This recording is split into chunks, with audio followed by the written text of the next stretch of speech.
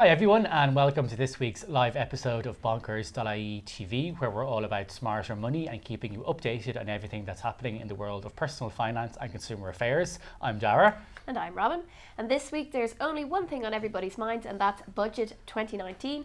The Minister for Finance, Paschal Donohoe, he announced the results of what's going to happen next year yesterday, and we're going to give you a quick run through in this video to tell you how it's going to affect your pocket. Let's start off with the most pertinent one to many of us, which is your income. Yeah, so there's some good news in terms of income tax cuts, but I guess nobody's going to feel particularly richer next year, unfortunately. But the main changes were that there was a reduction to the USC rate. So the mid-USC rate went down from 4.75% to 4.5%. And also the rate that people begin paying that rate of USC increased by €500 to just over €19,800. And then the second major change was that the rate that people hit the top rate of tax, so the higher 40% tax bracket, increased by another €750. So an increase by €750 last year, and it's gone up again by €750 this year. So what that means is that now somebody needs to earn €35,300 before they'll hit the top rate of tax. Okay. And if you're a married couple and there's just one income earner, it's just over 43,000 now that you need to earn.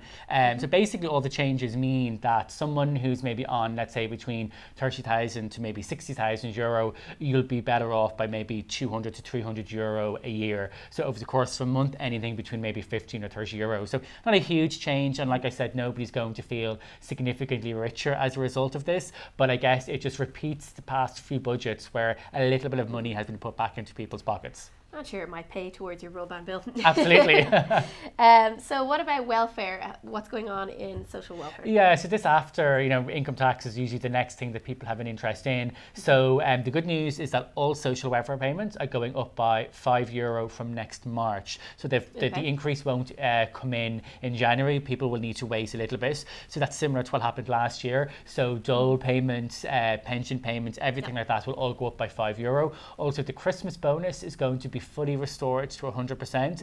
So it had been cut in recent years, but then gradually restored. So this year people will receive 100% the bonus. So basically it means, pensioners, people on disability allowance, people on unemployment benefits will all receive an extra payment in the run up to Christmas, which is good news. And then there was also as well some changes to the back to school allowance for clothing and footwear, which is going up by €25 for each one of those. So there's some good changes. Again, so, an extra €5 a week, maybe €20 to €25 a month. So a little bit similar to what we saw in terms of the tax decreases. Suppose it adds up over It does add up. Yeah.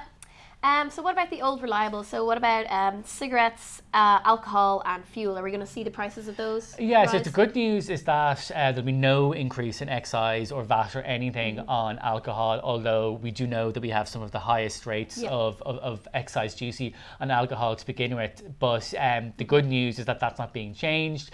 Also, there'll be no increase to the price of petrol or diesel. So there's no change to VAT, there's no change to excise or anything like that, which again is good news. There is, however, another 50 cents being put on a packet of cigarettes, which means that the packet of cigarettes is going to go up to around €12.70, which is absolutely insane. I think if you're a smoker, maybe now's the time to quit. So that was the big news there. Okay, and hang on one second, let me just check. Oh, we were talking about the carbon tax last week, and we were speculating whether or not it would go up in the budget.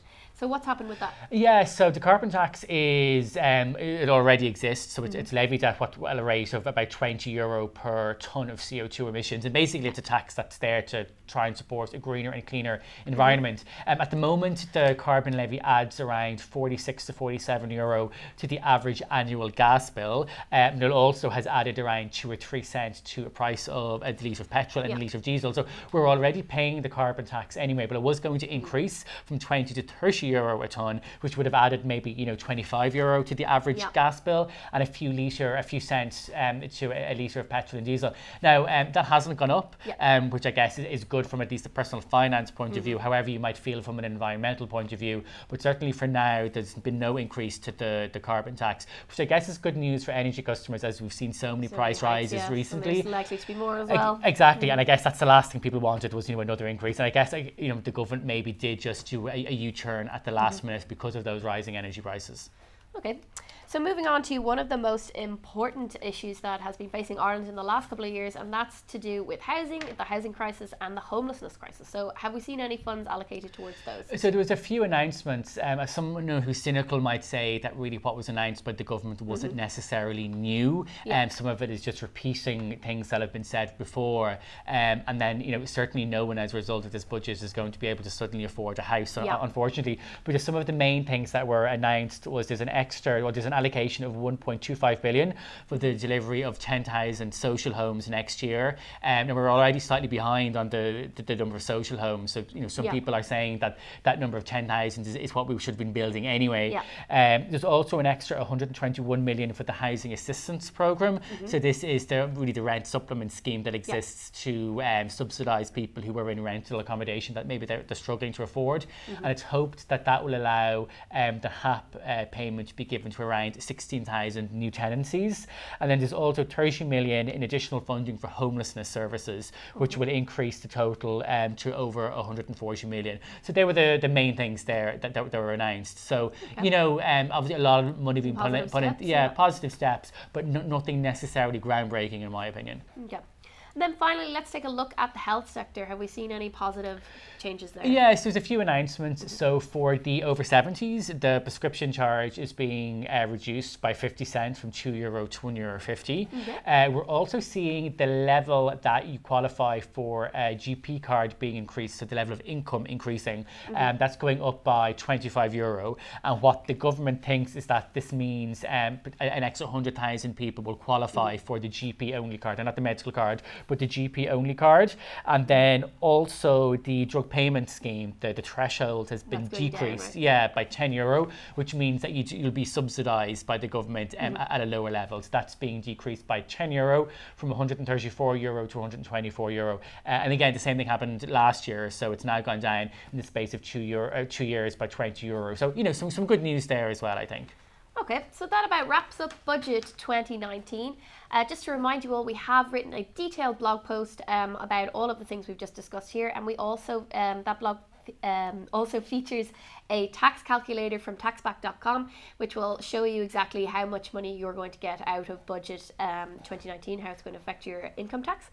Then next week we also as well have the head of mortgages from KBC coming in to talk to us about mortgage switching. So if you have a mortgage and you're looking to save money because maybe the budget didn't quite do it for your personal finances, but if there's one way that you can save money, it's definitely by switching your mortgage. So Connor will be in to chat to us, so please do tune in. And I think that's it for this week. That'll be at the same time next week, so 12 p.m. on Wednesday. So as always, if you have any questions or comments, please leave them down below and follow us on social media so that you can be kept updated with all of the latest news in personal finance. Thanks for watching. Bye-bye.